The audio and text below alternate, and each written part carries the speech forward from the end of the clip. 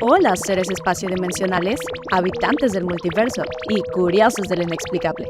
Sean bienvenidos a mi canal. Yo soy Stefa Reticuli y hoy te traigo un nuevo video en el que exploraremos el año de 1947, un año marcado por el inicio de la era moderna de los ovnis. Mientras en Estados Unidos el caso Roswell dominaba los titulares, en América Latina los cielos también guardaban secretos inquietantes.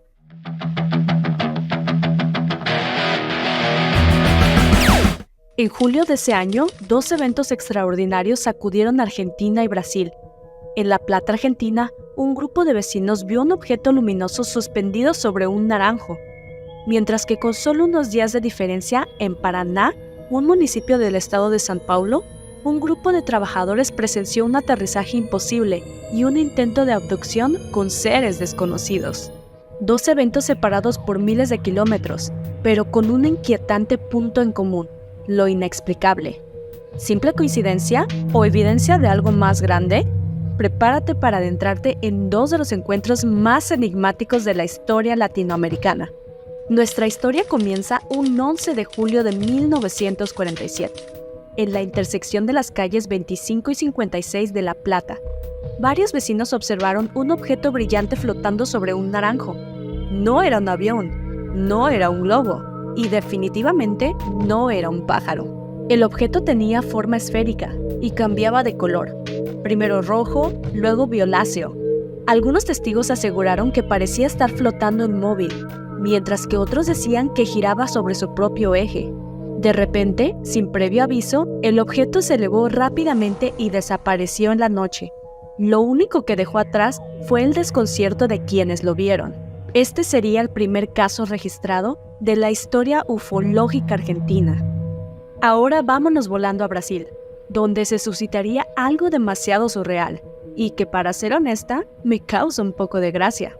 Todo empezó la noche del 23 de julio de 1947, en la colonia agrícola de Goiabang, en el estado de Paraná, donde un ingeniero y topógrafo llamado José Higgins trabajaba pacíficamente junto a un grupo de obreros. Hasta aquí todo bien.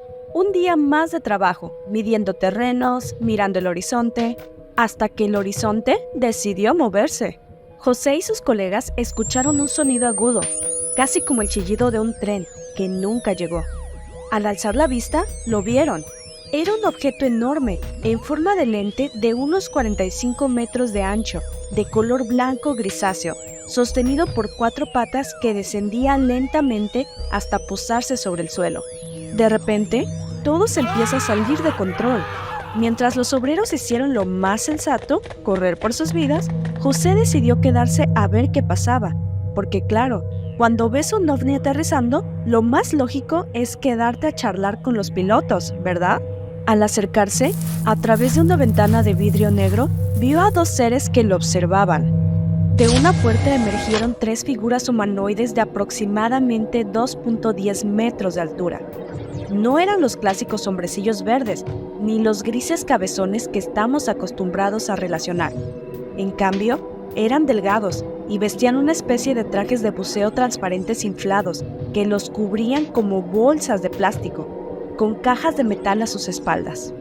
A través de estos trajes se podía ver que llevaban camisetas y pantalones cortos, que parecían hechas de papel en lugar de tela.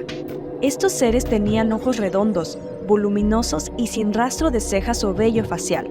Sus piernas eran proporcionalmente más largas que las de un ser humano, pero tenían una cierta belleza.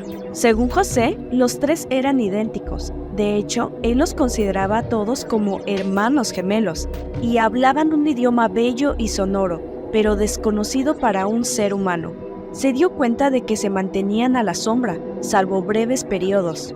De pronto, los tres formaron un triángulo alrededor del testigo, y uno de ellos, quien parecía ser el jefe, apuntándole con un tubo de metal, le hizo señas a Higgins para que entrara por la puerta, a través de la cual podía ver otra puerta interior y el extremo de una tubería. Higgins, haciendo gestos, preguntó de dónde venían.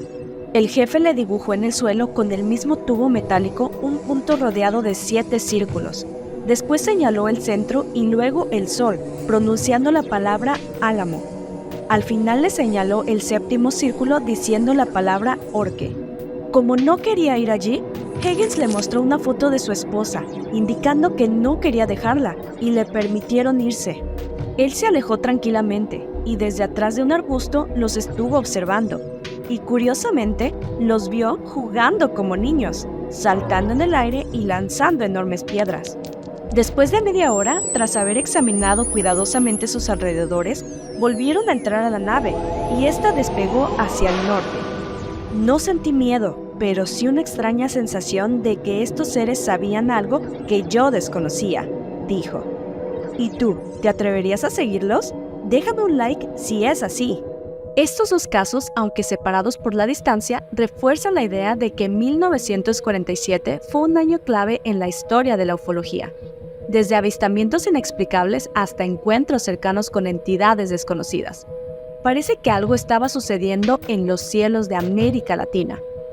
¿Fueron estos eventos simples malentendidos o evidencias de una presencia no humana entre nosotros? Como siempre, tú tienes la última palabra. Déjame en los comentarios tu opinión. No olvides suscribirte a mi canal, darle like a este video y compartir. Que esta noche tengas lindos sueños. Espero no te pase nada raro. ¡Hasta la próxima!